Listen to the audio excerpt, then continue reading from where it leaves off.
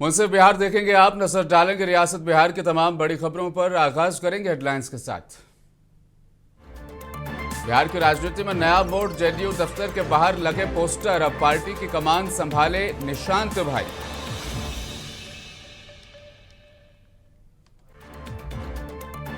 लोकसभा में वंदे मातरम चर्चा में शामिल हुए केंद्रीय मंत्री चिराग पासवान, युवा पीढ़ी को वंदे मातरम की अहमियत समझाने पर दिया जोर।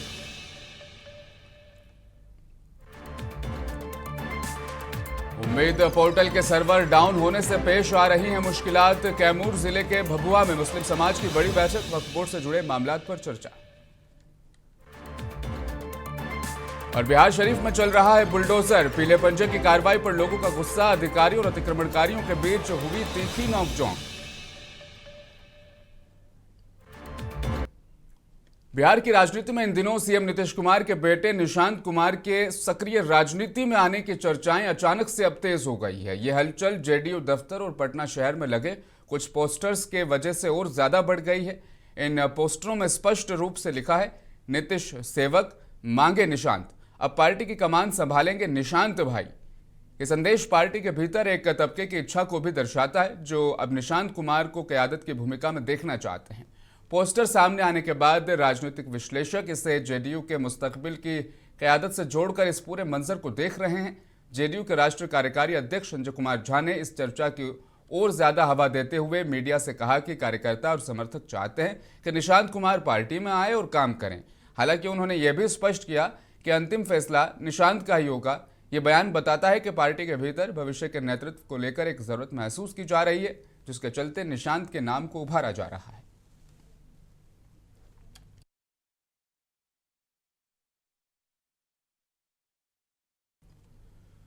केंद्रीय मंत्री चिराग पासवान ने संसद में वंदे मातरम की 150वीं वर्षगांठ पर विशेष चर्चा पर कहा कि यह न सिर्फ वंदे मातरम के 150 साल पूरे होने पर, बल्कि आने वाले 150 सालों में वंदे मातरम के लिए एक मजबूत नींव रखना भी जरूरी है। युवा पीढ़ी इस गीत की अहमियत को बेहतर समझेगी, जिसने हमारे सभी स्वतंत्रता सेनानियों में देशभक्ति की भावनाओं को जगाया। मुझे लगता है ये वंदे मातरम के 150 साल पूरे होने पर ही नहीं, बल्कि आने वाले 150 साल मजबूत नींव वंदे मातरम को लेकर रखने के लिए भी ज़रूरी हैं। पीढ़ियां बीती जो शायद वंदे मातरम को जानते हैं, पर इसके महत्व को, इसकी एकजुटता की भावना का शायद वो अंदाज़ा नहीं लगा सकते।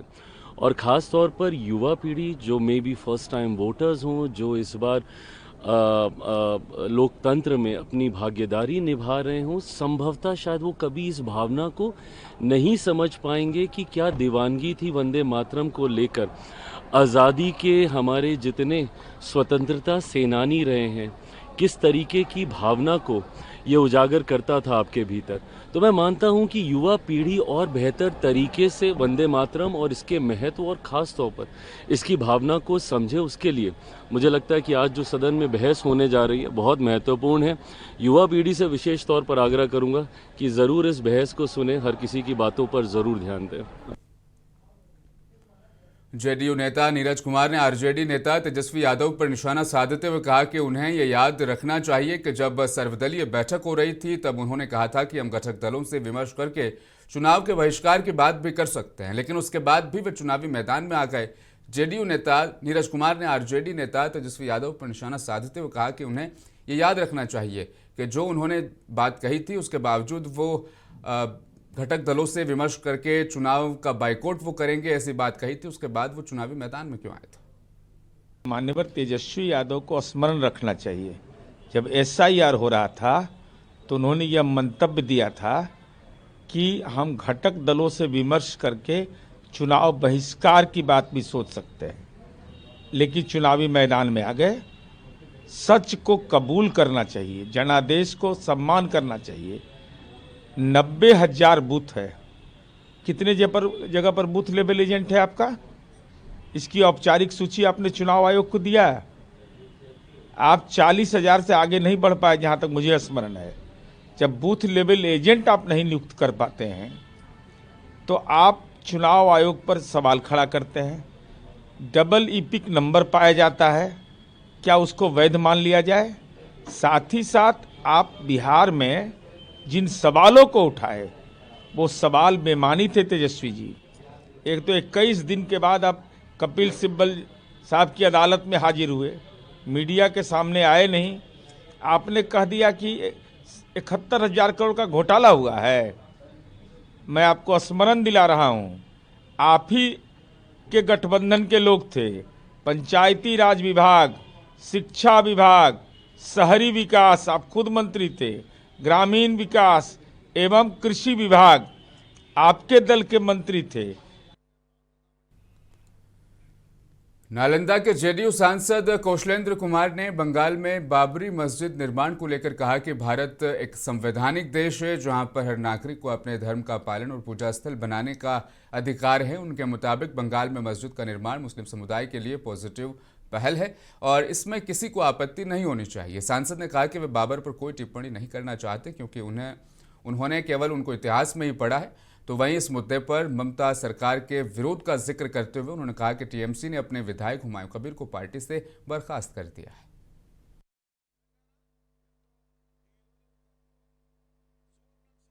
देश है जो सबसे बड़ा संवैधानिक व्यवस्था का देश है। हर जाति और धर्म के लोग इस देश में रहते हैं। सबको इस लोकतंत्र में अधिकार है अपने अपने धर्म को मानने का। अगर वहाँ बाबरी मस्जिद बना है या बनना शुरू हुआ है तो अच्छी बात है। जो लोग उस धर्म के मानने वाले लोग हैं उनके लिए तो अच्छा ज़रूर है। देखिए, बाबर को मैंने देखा नहीं, हम लोगों ने पढ़ा है। तो बाबर क्या थे नहीं थे, अब उसके बाद हम उसके प्रति हम नहीं कहना चाहते हैं। लेकिन हिंदुस्तान की जब आज़ादी मिली तब से जो संवैधानिक व्यवस्था बनी है उस संवैधानिक व्यवस्था में सबको जीने का अधिकार है, सबको अपना अपना धर्म का प्रचार करने का अधिकार है। इस पर हम लोग को बोलना ठीक नहीं है। कांग्रेस पार्टी की ओर से आगामी 14 दिसंबर को नई दिल्ली में आयोजित होने वाली वोट चोर गद्दे छोड़ महारैली को कामयाब बनाने को लेकर कटिहार के राजेंद्र आश्रम में एक बैठक आयोजित की गई और इस महारैली को कामयाब बनाने और सभी को चलने का आह्वान किया गया। इस बैठक की सदारत जिला सदर सुनील कुमार यादव ने की, जबकि इस मौके पर पूर्व विधायक शकील अहमद खान, मनिहारी विधायक मनोहर प्रसाद भी मौजूद रहे।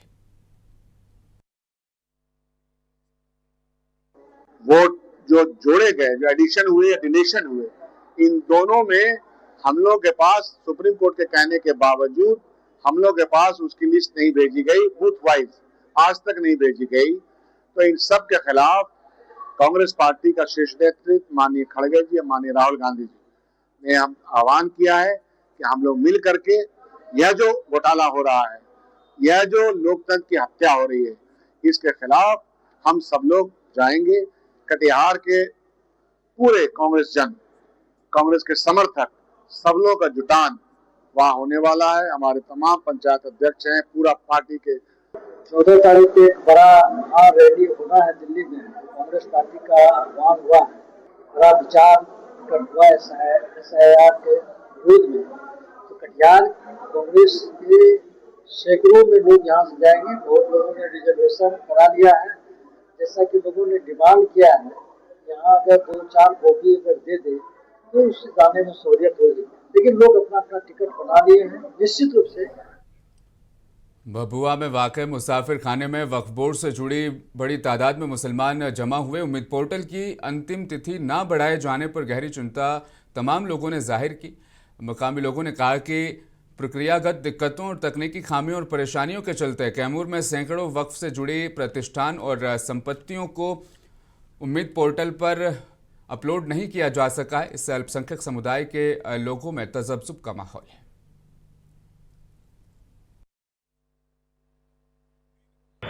आज की बैठक बुलाई गई है कि जो केंद्रीय पोर्टल पर 5 तक करना था वो उसी को करना था जिसका ऑलरेडी वक्फ बोर्ड में रजिस्टर है पहले से। इस जिला के 35 या 36 लोगों का पूरा रजिस्टर है, बाकी कहीं नहीं है। जबकि इस जिला में हजारों हजार कब्रिस्तान और मदरसा, मस्जिद सब कुछ पड़ा हुआ है। तो हम लोगों ने बहुत खबर लोगों को दिया था, बाद में मीटिंग रखा गया, पहले भी कई मीटिंग रखी गई है और आज मीटिंग बुलाया गया इसी के लिए कि भाई कम से कम आप लोग रजिस्ट्रेशन अपना करा लीजिए वक्फ बोर्ड में। सौभाग्य हम लोगों का है कि हम लोग के जिला को अल्पसंख्यक कल्याण मंत्री मिल गया है और उनके जरा सा इशारा पर रजिस्ट्रेशन जल्दी हो जाएगा और रजिस्ट्रेशन हो जाएगा साथियों तो 90% खतरा कम हो जाएगा। इसीलिए सब लोगों को जगाने के लिए, सब लोगों को टाइट करने के लिए बैठक बुलाई गई है कि आप लोग अपना फार्म भर के और रजिस्ट्रेशन तुरंत करा लीजिए। रजिस्ट्रेशन कराने से क्या फायदा होगा लोगों को? वक्फ बोर्ड से रजिस्ट्रेशन होता है, फार्म यहाँ से जमा होगा, वक्फ बोर्ड अपना जो भी इंक्वायरी करके रजिस्ट्रेशन वही करेगा। बिहार शरीफ स्मार्ट सिटी क्षेत्र में नगर निगम लगातार अतिक्रमण हटाने का अभियान चला रहा है। सोमवार को भी अंबेर चौराहे में सुरक्षा के बीच बुलडोजर की कार्रवाई हुई, जिसमें अधिकारियों और अतिक्रमणकारियों के बीच तीखी नोकझोंक भी हुई। नगर निगम के उपनगर आयुक्त शम्स रजा ने कहा कि कई इलाकों में अतिक्रमण से जाम की समस्याएं बढ़ रही हैं और चेतावनी के बाद कार्रवाई करनी पड़ रही है। इस दौरान लगभग 30,000 रुपए के चालान भी काटे गए। आने वाले दिनों में भी संवेदनशील इलाकों में बुलडोजर कार्रवाई जारी रहेगी।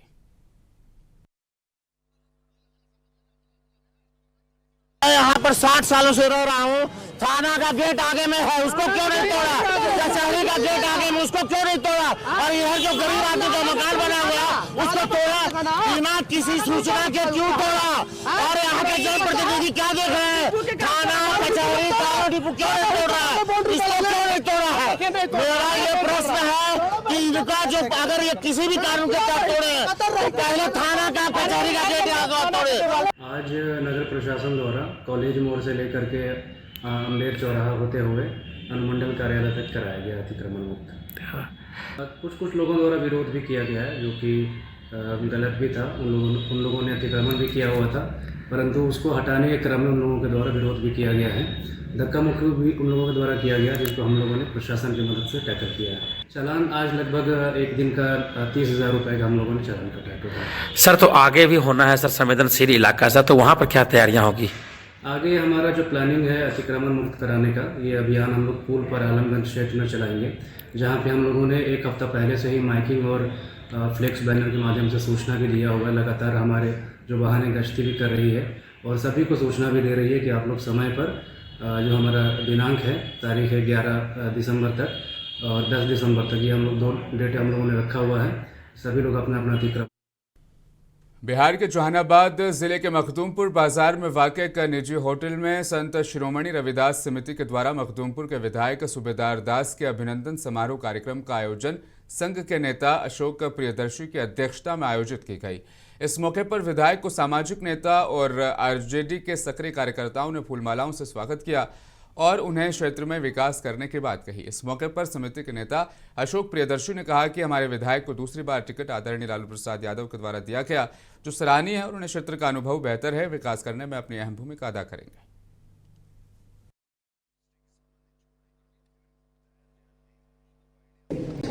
आज संत शिरोमणि रैदास समिति के तत्वाधान में हमारे मखदूमपुर विधानसभा के सम्मानित विधायक का आज अभिनंदन समारोह है।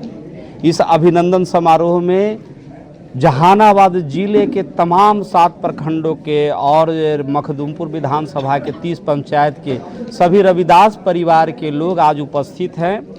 ऐसा माना जाता है सनातन संस्कृति में कि सबसे पहले ढोल का पूजा होता है, तो यह भी संदेश है आप लोगों के माध्यम से कि आज रविदास संत शिरोमणि रविदास समिति के माध्यम से इनका स्वागत हुआ है और आने वाला दिनों में इनकी और एक बहुत बड़ी यहाँ स्वागत की तैयारी चल रही है इस विधानसभा।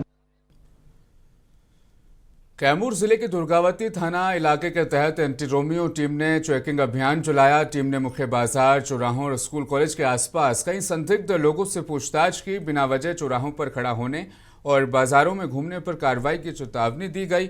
महिला पुलिस बल ने बाजारों और स्कूल्स कॉलेजेस से आने वाली महिलाओं और छात्राओं को हेल्पलाइन नंबर की भी जानकारी दी। इसके अलावा उन्हें उनके अधिकार भी बताए गए।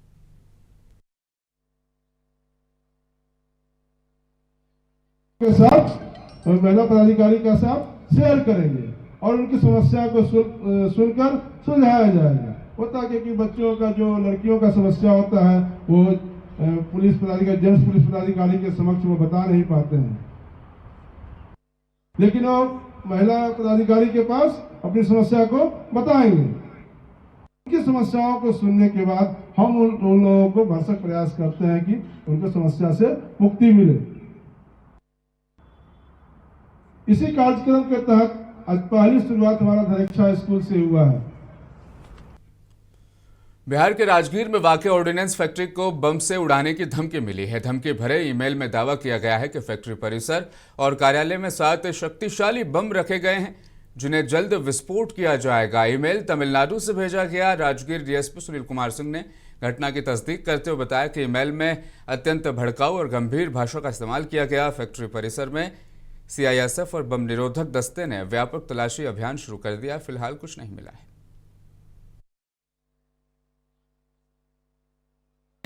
जी, वहाँ के ऑर्डिनेंस फैक्ट्री का जो ऑफिशियल मेल आईडी है उस पर एक ईमेल प्राप्त हुआ है जिसमें इसको उड़ाने की, ऑर्डिनेंस फैक्ट्री को उड़ाने की धमकी दी गई है। तो उस मेल के संबंध में उनके द्वारा आवेदन थाना में दिया गया है। थाना में एफआईआर कर लिया गया है और सभी महत्वपूर्ण बिंदुओं पर अनुसंधान किया गया। सर, उसमें पाकिस्तान और कुछ तमिलनाडु का भी जिक्र, सर क्या जिक्र है? मेल में सब जिक्र है, लेकिन पहले मेल ट्रेस किया जाएगा, मेल भेजने वाले को ट्रेस किया जाएगा, उसके बाद ही उसमें कार्रवाई आएगी। हाँ, उस समय धमकी मिली थी तो सुरक्षा के सभी बिंदुओं पर समीक्षा की गई थी और जो हमारा बम डिस्पोजल टीम है उसको बुला करके पूरा एरिया को सर्च ऑपरेशन चलाया गया था।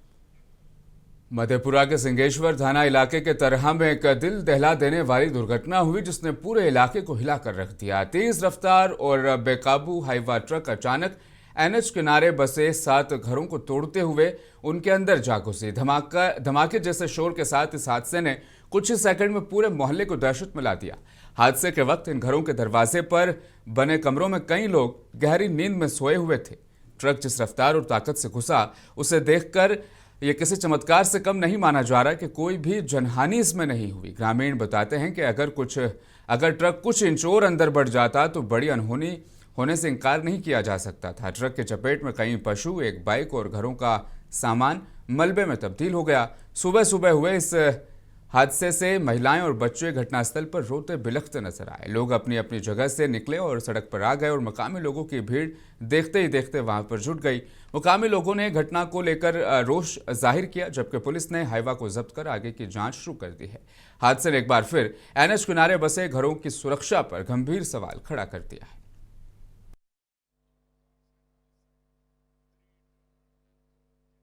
घटना हुआ 12 बजे रात को। 12 बजे रात को आप लोग सोए हुए? हम लोग सोए हुए थे। जब देखा गाड़ी अंदर घुस गया तो हम लोग उठ कर भागा उधर छोड़ के अपने बिस्तरा।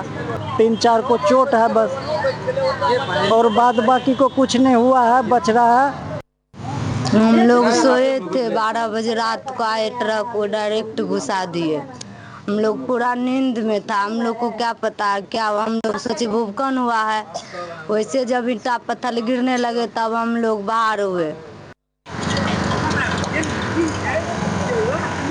सलाम, नमस्कार, आदाब। आप देख रहे हैं मुंसिफ टीवी। मैं हूं मनाजिर आलम। अभी मैं सिंहेश्वर थाना क्षेत्र के तरहा गांव में हूं। ये वार्ड नंबर 4 है और यहां की जो स्थिति बनी हुई है ये सामने देख लीजिए। 18 चक्का की हाईवे गाड़ी जो बीती रात करीब 12 बजे क्षति पहुंचाया, नुकसान पहुंचाया। हालांकि इस घटना में कई लोगों की जान जा सकती थी, लेकिन बहुत बड़ी बात यह रही कि यहाँ पर कई लोगों की जान नहीं गई। घटना की नुकसान की बात कहें तो लगभग अभी मिनिमम 7 से 8 लाख की नुकसान होने की बात बताई गई है। लोगों से हमने जब बातचीत की तो देखिए इस वीडियो में क्या कुछ जानकारी दी है। मधेपुरा के महेशुआ हाट में दुकानदार मोहम्मद असलम पर दिन-दहाड़े हमला करने वाले गिरोह के एक आरोपी अजय कुमार यादव को पुलिस ने कलेक्ट्रेट गेट के पास से गिरफ्तार किया। उसके पास से देसी कट्टा और जिंदा कारतूस भी बरामद हुआ। असलम ने शिकायत में बताया कि 2 दिसंबर को 6 बदमाश 3 बाइक पर आकर धमकी देते हुए फायरिंग कर भागे थे। आरोपी की वारदात को अजय यादव ने निर्देशित किया। पुलिस बाकी आरोपियों की गिरफ्तारी के लिए अब लगातार छापेमारी कर रही है।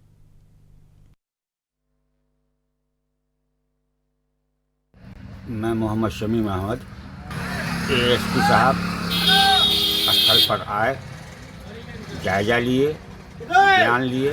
भराई थाना अध्यक्ष और एएसपी साहब का मैं शुक्रगुजार हूँ कि अविलंब अजय कुमार यादव को अरेस्ट किए और बाकी जो बचे हुए अपराधी है, अविलंब बचे हुए अपराधी को अरेस्ट करो। मैं उनका एएसपी साहब का और भटराई थाना अध्यक्ष का मैं दिलो जान से शुक्रगुजार हूँ। मोतिहारी जिला के चकिया थाना पुलिस से गुप्त सूचना के आधार पर रविवार को थाना क्षेत्र के सेमरा स्थित बीपीएल पेट्रोल पंप के नजदीक राष्ट्रीय मार्ग 27 से एक मालवाहक ट्रक को उन्होंने जब्त किया। ट्रक में अलग से एक तहखाना बनाया गया था और उस तहखाने में कुल मिलाकर 2556 यानी 2556 लीटर अंग्रेजी शराब पुलिस ने बरामद कर ली है। मौके से ट्रक चालक को भी गिरफ्तार किया गया। गिरफ्तार ट्रक चालक से बरामद शराब और सम्मिलित शराब कारोबारी के बारे में पूछताछ की जा रही है।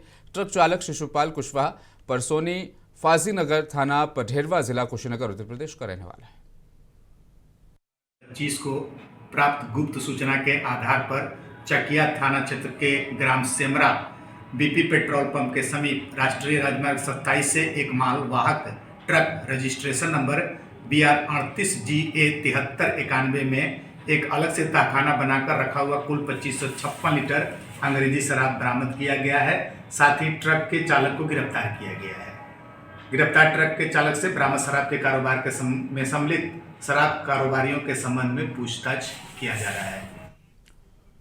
सुपौल पुलिस ने त्रिवेणीगंज के महेशुआ वार्ड 10 में गल्ला व्यवसायी शशिरंजन जायसवाल पर हुई गोलीबारी का खुलासा कर एक महिला सहित 4 लोगों को गिरफ्तार किया गया। पकड़े गए आरोपियों में 2 सुपारी किलर, शशिरंजन की पत्नी सोनी कुमारी खुद और उसका बचपन का प्रेमी ब्रजेश कुमार भी शामिल है। पुलिस के मुताबिक सोनी और ब्रजेश ने मिलकर शशिरंजन की हत्या की साजिश रची और 1.5 लाख रुपए में सुपारी दी थी।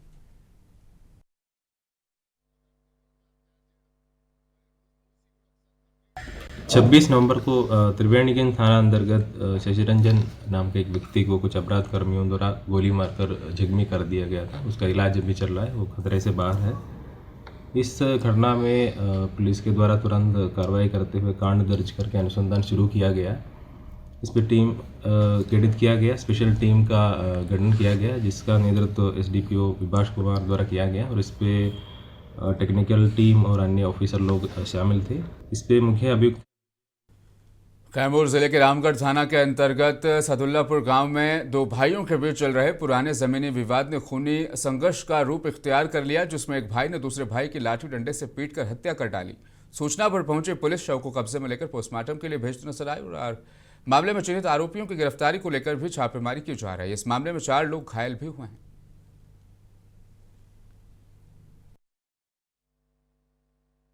रामगढ़ थाना क्षेत्र अंतर्गत सदुल्लापुर ग्राम में 2 भाई थे, तारकेश्वर बिंद और उनका एक हीरामन बिंद भाई हैं। दोनों भाई के बीच भूमि विवाद का मामला चल रहा था SDM कोर्ट में और उसी को लेकर के आज धान कटनी करने को लेकर के मारपीट किया गया, जिसमें तारकेश्वर बिंद की मृत्यु हो गई है। जो मृतक है एक डेथ कर गया और 4 लोग घायल है। जिसका आजमनगर ब्लॉक के केलाबाड़ी पंचायत में वाकई इमामनगर गांव के पास महानंदा बांध किनारे सरकारी भूमि पर तेजी से अवैध अतिक्रमण बढ़ रहा है। असामाजिक तत्व बिना अनुमति झुग्गी झोपड़ियां बनाकर टाटी से घेराबंदी कर रहे हैं और ट्रैक्टर से जमीन जोतकर कब्जा जमाए हुए हैं। ग्रामीणों का कहना है कि मियाटोली से जोकर बांधा टोली तक अवैध बसावट से झगड़े भी हो चुके हैं। महानंदा विभाग के कनीय अभियंता कई बार DM को लेकर शिकायत भी दे चुके हैं, लेकिन कार्रवाई नहीं होने से अतिक्रमणकारियों का मनोबल बढ़ता जा रहा है।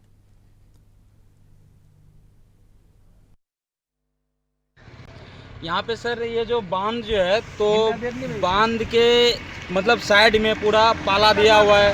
कोई मतलब अपना खेत बना दिए, उसको ट्रैक्टर से जुताई करके टट्टी लेके पूरा घेर दिए और बांध का पूरा साइड मतलब ट्रैक्टर से जुताई कर दिया और लहसुन वगैरह पता नहीं क्या क्या लगा रहे हैं। भागलपुर के विश्वविद्यालय थाना क्षेत्र में 6 दिसंबर को कुंदन यादव की हत्या कर पुलिस ने अब खुलासा कर दिया है। 22 साला कुंदन को साहिबगंज मोहल्ले में रोड से पीट कर मार डाला गया था। मृतक की मां ने शंकर महतो को नामजद करते हुए FIR दर्ज कराई थी। लगातार छापेमारी के बाद 7 दिसंबर को मुंगेर के तारापुर थाना इलाके से शंकर महतो को गिरफ्तार किया गया। पूछताछ में उसने अपराध को कबूल कर लिया है। पुलिस की तत्परता की सराहना की गई और कार्रवाई में शामिल कर्मियों को पुरस्कृत किया जाएगा।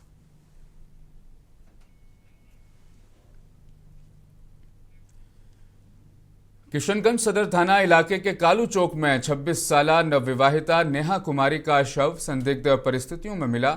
सोमवार सुबह कमरे में फंदे से लटकी हुई उसका शव पाया गया। परिजन हत्या का शक जता रहे हैं। पुलिस ने शव को पोस्टमार्टम के लिए भेजा है और पति सन्नी गुप्ता को हिरासत में लेकर पूछताछ शुरू कर दी है। मौत की सूचना मिली थी, जिस पर हम लोग यहाँ पहुँचे तो ज्ञात हुआ कि नेहा कुमारी है, जिनका उम्र लगभग 22 वर्ष के आसपास है, पति सनी गुप्ता, उनके संदेहास्पद किसी की मृत्यु हो गई है। शादी का 3 साल हुआ था, उनके पति को हिरासत में लिया गया है। ये आपको कुछ पता है? तो हमको बोले नहीं, हमको कुछ पता नहीं है, जो नेहा फांसी लगा दी। तो हम वहाँ से दौड़ा उनका घर में आए। फांसी लगा हुआ है? सोया हुआ हम लोग कहाँ पर सोया हुआ देखे थे? नीचे में। अब फांसी कहाँ लगाई ये बता रहा है? नहीं बता पाए, कोई नहीं बता पा रहा है।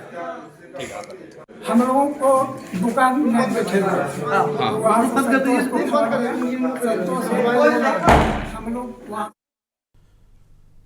वैसे बिहार में फिलहाल बस इतना ही। मुझे दीजिए इजाजत, आप बने रहें मुंसिफ टीवी के साथ।